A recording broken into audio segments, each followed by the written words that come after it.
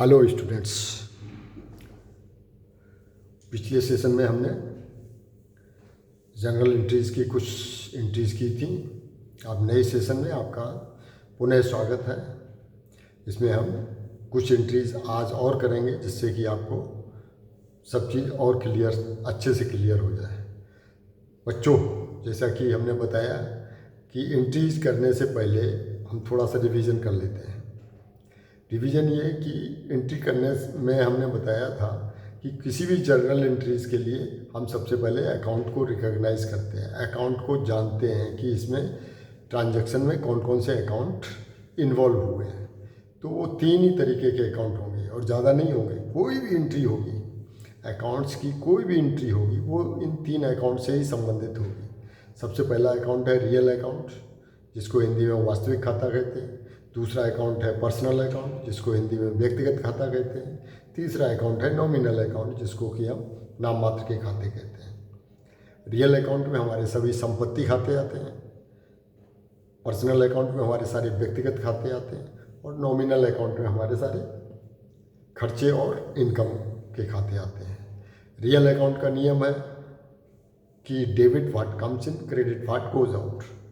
यानी कि real account में जो भी व्यापार में आता है उसको हम डेबिट करते हैं और जो व्यापार से जाता है उसको हम क्रेडिट कर देते हैं। पर्सनल अकाउंट का नियम है कि जो भी रिसीवर होगा उसको डेबिट करेंगे और जो भी गिवर होगा उसको हम क्रेडिट कर देते हैं। नॉमिनल अकाउंट में सारे हमारे एक्सपेंसेस और हानियाँ उनको डेबिट करते हैं और जो भी हमारे इनकम है, मुनाफा है, फ़ायदा है, उनको हम क्रेडिट कर देते हैं। तो चलो बच्चों, चलते हैं आज की एंट्रीज और करते हैं, जिससे आपको और चीज़ क्लियर हो जाएगी और फिर हम आगे बढ़ेंगे। तो सबसे पहले एंट्री है हमने जो लिखी हुई है, देवी दीन को माल बेचा। ऐसी एंट्रीज हम पीछे कर चुके हैं, तो इसमें दो अकाउंट यहाँ पे रफ वर्क कर लेते हैं।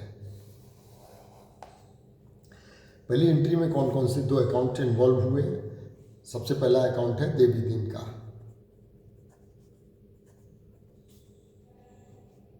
देवी दीन अकाउंट, और दूसरा अकाउंट है माल बेचा। बेचने को क्या बोलते हैं? Sales account.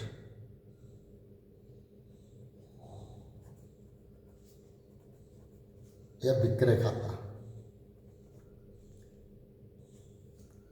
ठीक, तो दो अकाउंट हमें रिकॉग्नाइज कर लिए। देवी दीन है पर्सनल अकाउंट, ये हो गया पर्सनल अकाउंट आपका, और सेल्स अकाउंट हो गया हमारा रियल अकाउंट। पर्सनल अकाउंट में जो देता है उसको हम डेबिट, जिसको प्राप्त करता है उसको हम डेबिट करते हैं और जो देने वाला है उसको हम क्रेडिट करते हैं। तो इसमें क्या किया है, माल किसको प्राप्त हुआ? देवी दीन को। तो देवी दीन हुआ रिसीवर, रिसीवर हुआ, इसका मतलब ये हुआ गया रिसीवर, और रिसीवर को हम करते हैं डेबिट। सेल्स अकाउंट संपत्ति खाता है। संपत्ति खाते का नियम है डेबिट व्हाट कम्स इन, जो भी हमारे व्यापार में आता है उसको हम डेबिट करते हैं, जो व्यापार से जाता है उसको हम क्रेडिट करते हैं। तो ये क्या हो रहा? ये गोज आउट है, क्योंकि ये हमारा विक्रय है। जो हमने माल हमारे पास है वो बाहर जा रहा है, तो गोज आउट है, तो इसका मतलब है ये बाहर जा रहा है, तो इसको हम क्रेडिट कर देंगे। अब ये दो अकाउंट हो गए हमारे पास, क्लियर हो गई पिक्चर कि हमें देवी दीन के अकाउंट को डेबिट करना है और सेल्स के अकाउंट को क्रेडिट करना है। तो बच्चों चलते हैं, पहले तारीख डालते हैं। 2022 ईयर हो गया और अप्रैल 7 ये आपकी डेट हो गई। अब देवी दीन, जैसा कि आपको पता ही है, यहाँ स्पेस नहीं छोड़ेंगे और देवी दीन अकाउंट डेबिट कर देंगे, क्रेडिट करेंगे सेल्स का अकाउंट, यहाँ से थोड़ा स्पेस छोड़ेंगे, टू सेल्स, टू करके इसको करते हैं टू सेल्स अकाउंट। अब यहाँ क्रेडिट लिखने की कोई ज़रूरत नहीं है, खाता पन्ना अभी लिखा नहीं जाएगा, जब हम लेजर में पोस्टिंग करेंगे तभी खाता पन्ना लिखते हैं। ये माल बेचा था 2800 का, तो हम डेबिट वाली रो में डेबिट का अमाउंट और क्रेडिट वाली रो में क्रेडिट का अमाउंट लिख देते हैं। यहाँ पे नरेशन लिखना बहुत ज़रूरी है। Being goods sold to Devi Deen.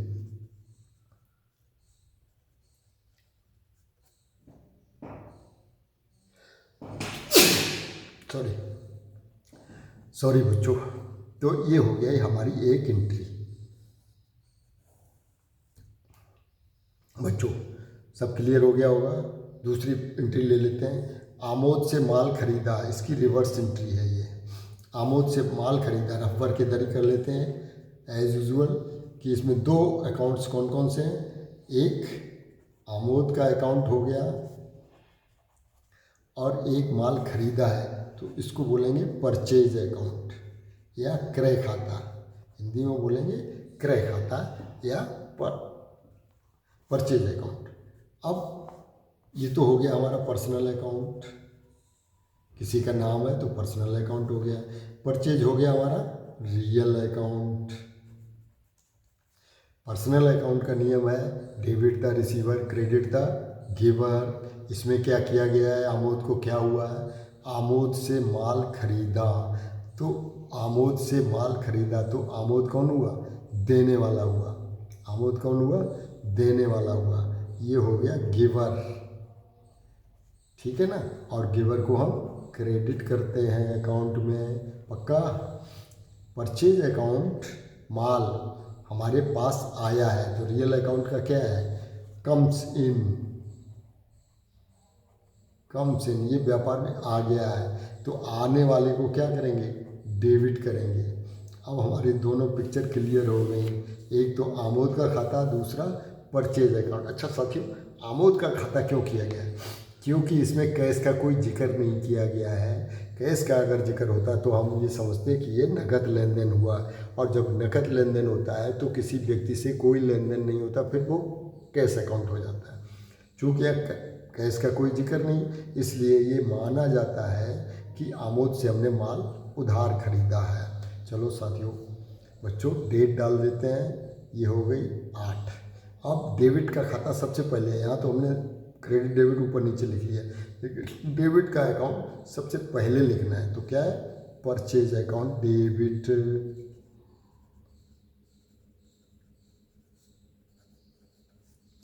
Purchase account debit, यहाँ इस पे छोड़ेंगे to Amod's account.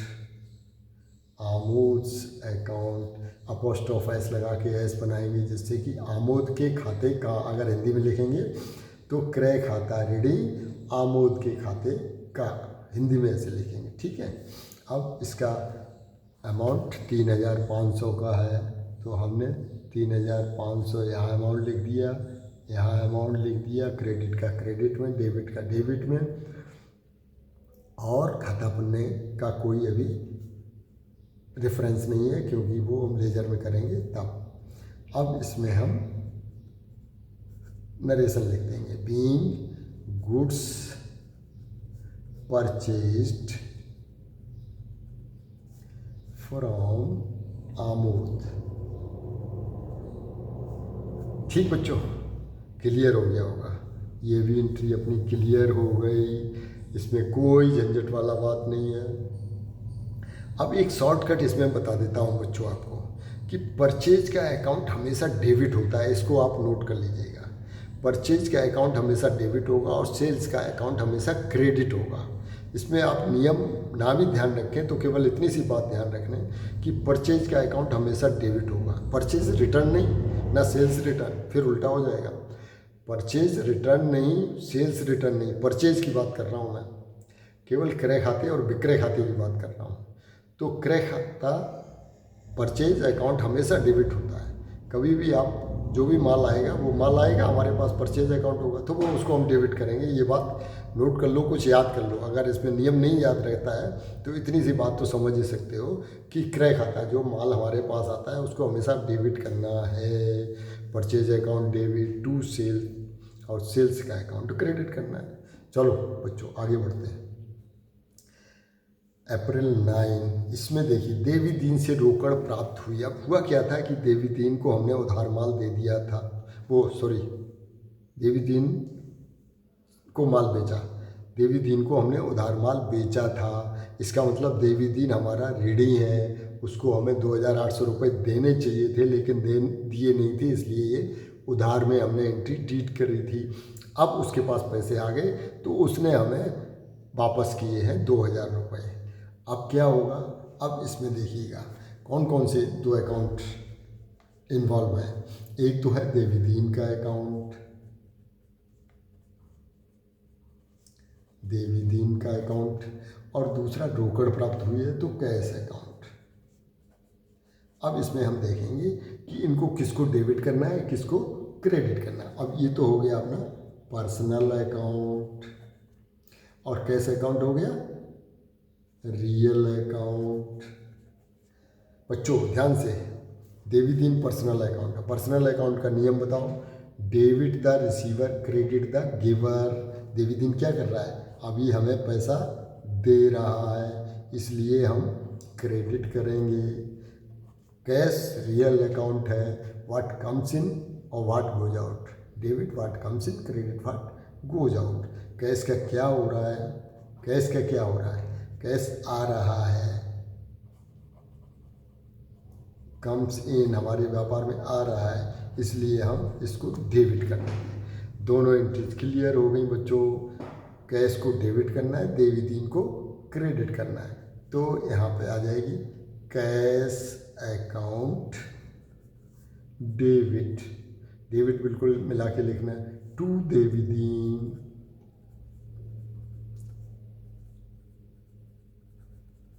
To Devi Deen account. Amount हो गया बच्चों 2,000 रुपये।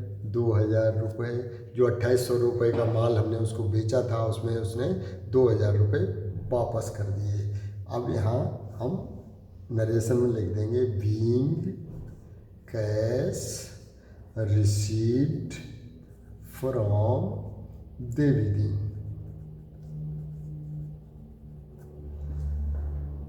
ये एंट्री पूरी हो गई, देवी दीन से हमें कैश मिल गया है। बच्चों क्लियर हो गया। आगे चलते हैं। हीरा लाल को माल बेचा, फिर माल बेच दिया है हमने, किसको, हीरा लाल को। तो हीरा लाल को माल बेचने में दो अकाउंट, एक तो हीरा लाल का अकाउंट हो गया और दूसरा माल बेचा है तो सेल्स अकाउंट हो गया या विक्रय खाता हो गया। ये हमारा पर्सनल अकाउंट हो गया, ये हमारा रियल अकाउंट हो गया। पर्सनल अकाउंट में debit the receiver, credit the giver. इसमें क्या किया है, हीरा लाल को माल बेचा है, माल बेचा है तो हीरा लाल ने रिसीव किया है, और रिसीवर को क्या कहते हैं, रिसीवर है ये, और रिसीवर को हम डेबिट कर देते हैं। सेल्स अकाउंट, जो debit what comes in, credit what goes out, है ना। डेबिट व्हाट कम्स इन, तो माल क्या किया है, हीरा लाल को माल बेचा है, माल बाहर गया है, माल बाहर गया है, तो बाहर जाने वाले को क्या बोलेंगे, क्रेडिट कर देते हैं।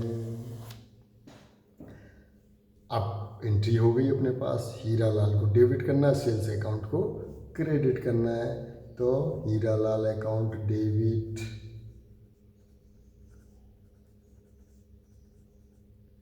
To sales account. अमाउंट कितना है, 3,500 का माल हमने बेच दिया है। 3,500 being goods sold to Hira Lal. ठीक बच्चों, ये एंट्री पूरी हो गई। नेक्स्ट आती है विज्ञापन के लिए व्यय किया। हमने आपको बताया है all expenses and losses, all incomes and gains. तो ये क्या किया है, व्यय किया गया है। एडवर्टाइजमेंट एक्सपेंसेस, एक तो ये अकाउंट हमारा इन्वॉल्व हुआ, एडवर्टाइजमेंट एक्सपेंसेस, और दूसरा अकाउंट क्या किया है, कैश में दिया होगा हमने, कैश अकाउंट दिया होगा, तो ये कौन सा हो गया, नॉमिनल अकाउंट, और ये हो गया अपना रियल अकाउंट। नॉमिनल अकाउंट में क्या करते हैं बच्चों, डेबिट करते हैं all expenses and debit losses को। और कैश अकाउंट रियल अकाउंट है, रियल अकाउंट का नियम what comes in debit what comes in credit what goes out. तो कैश क्या हो रहा है हमारा, बाहर जा रहा है तो क्रेडिट कर देंगे। विज्ञापन का व्यय दिया तो हमने किसी को दिया होंगे पैसे, तो हमारे व्यापार से बाहर चले गए, इसका मतलब क्रेडिट कर देंगे। अब दोनों अकाउंट हमारे पास हो गए क्लियर, एंट्री कर देते हैं। एंट्री क्या करेंगे, advertisement expenses account due, advertisement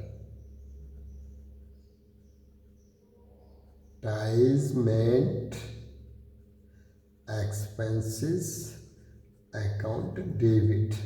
ठीक है बच्चों, ये थोड़ा सा कॉलम बड़ा बनाया करो जिससे कि सारी चीज़ सही से ठीक से लिख जाए। ये हमने तो आपको समझाने के लिए छोटा बना दिया है, कोई दिक्कत नहीं, आप समझ जाएंगे। To cash account,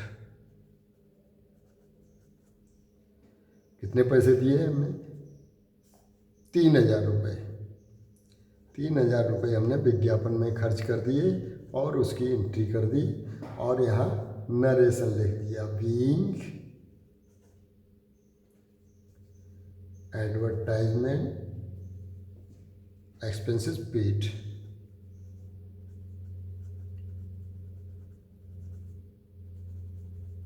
expenses paid. ठीक बच्चों, ये हो गई एंट्री। ये एक और एंट्री बची है आपका, ब्याज प्राप्त किया। बच्चों बना लेते हैं यहाँ पे, है ना।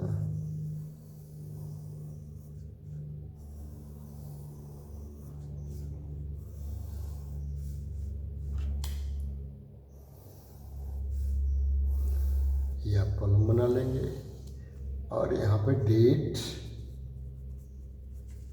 पार्टिकुलर्स, LF, अमाउंट, डेबिट और अमाउंट क्रेडिट। बच्चों तारीख डाल देते हैं, 2022 का अप्रैल 13 है, ईयर पहले डाल दिया, अप्रैल 13। ब्याज प्राप्त किया। अब इसमें दो अकाउंट हो गए, इंटरेस्ट इनकम और कैश अकाउंट। इसमें बैंक अकाउंट भी हो सकता है। बच्चों ध्यान रखना, अगर हमको कैश मिल रहा है तो कैश, अगर यहाँ जिक्र होता कि बैंक में कैश जमा हो गया, बैंक में ब्याज जमा हो गया, तो हम इसको कैश की जगह बैंक कर देते हैं, कैश की जगह तब हम बैंक अकाउंट कर देते हैं। ठीक बात समझ में आ गई। अब चूंकि ये नॉमिनल अकाउंट है, इंटरेस्ट इनकम और कैश अकाउंट हमारा रियल अकाउंट है। नॉमिनल अकाउंट का सारी इनकम को हम क्या करते हैं, क्रेडिट करते हैं। Debit the receiver, credit the giver. Cash हमारे पास आ रहा है तो डेबिट द रिसीवर, इसका मतलब डेबिट हो जाएगा। तो कैश अकाउंट डेबिट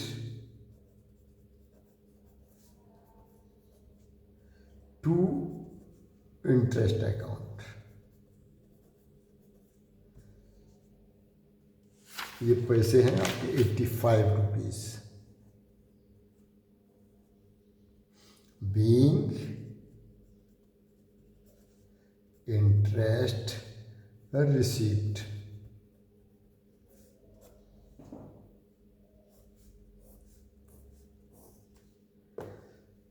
तो बच्चों ये थी आज की कुछ एंट्रीज, जिसमें आपको इनकम की एंट्रीज समझाई है हमने, एक्सपेंडिचर की समझाई हैं, कुछ सेल्स और परचेज की एंट्रीज। दोबारा से फिर रिवीजन हो गया ये, तो अब मुझे लगता है कि आपको बिल्कुल याद हो गया होगा। अब आपको कोई दिक्कत नहीं होगी, कोई कन्फ्यूज़न नहीं होगा। उम्मीद करता हूँ आप सब समझ गए होंगे। मुझे एक बार ज़रूर बताइएगा कि आपको कोई दिक्कत है तो मैं आपको फिर से क्लियर करूँ, अन्यथा मैं आगे बढ़ूँगा फिर। ओके, बाय बाय, नमस्कार।